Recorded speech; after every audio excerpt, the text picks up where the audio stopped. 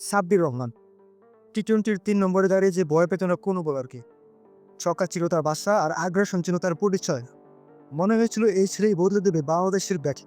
ঢাকার জার্সিতে বিপিএল এর প্রথম ম্যাচে মাত্র ১০ বলে ২১ রান এক জল খেয়ে বুঝিয়ে দিল আগুন এখনো নিভে যায়। সেই টাইমিং, সেই ছক্কা, সেই আত্মবিশ্বাস সব বলছে একটাই কথা, সাব্বির এখনো শেষ হয়নি। গত বিপিএলে ভালো খেলেও ১৬০ স্ট্রাইক রেটে ব্যাট করলেও জাতীয় দলের দরজা তার জন্য বন্ধ।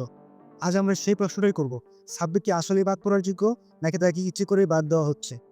গত আসরের বিপিএলে সাব্বির রহমান করেছেন ৯ ইনিংস, রান ১৯০, স্ট্রাইক রেট ছিল ১৬০-এর উপরে, এবং এই রানটা তিনি করেছেন চাপের মধ্যে এবং শেষ দিকে, কারণ তিনি খুব বেশি বল খেলতে পারেননি, তাকে নামানো হয়েছিল শেষের দিকে। তারপরেও যতক্ষণ ব্যাট করেছেন, ব্যাট চালিয়ে গেছেন। ৬ মারাটা যেন তার কাছে পান্তাবাজের মতো সহজ ছিল।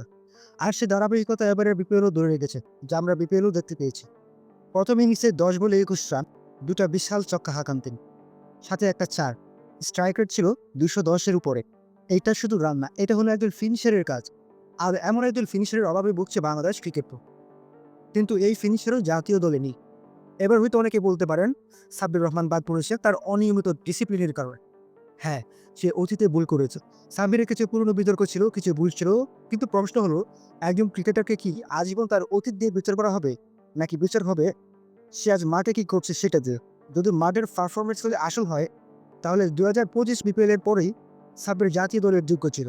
তারপরেও তাকে বিবেচনায় রাখা হয়নি।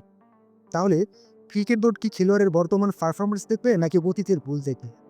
কারণ ক্রিকেট মাঠে বিচার হয় ব্যাট দিয়ে, নোটিশ দিয়ে না। এখন প্রশ্ন হলো, তার পরিবর্তে যারা দলে টিকে আছে, যাদের সুযোগ দেওয়া হচ্ছে, তারা কেমন?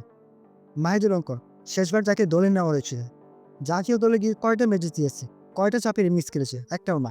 জাকির আলী টানা ব্যর্থ, ডোমেস্টিকে অনিয়মিত, তবু সে খেলছে, দিনের পর দিন ব্যর্থ হয়ে যাচ্ছে।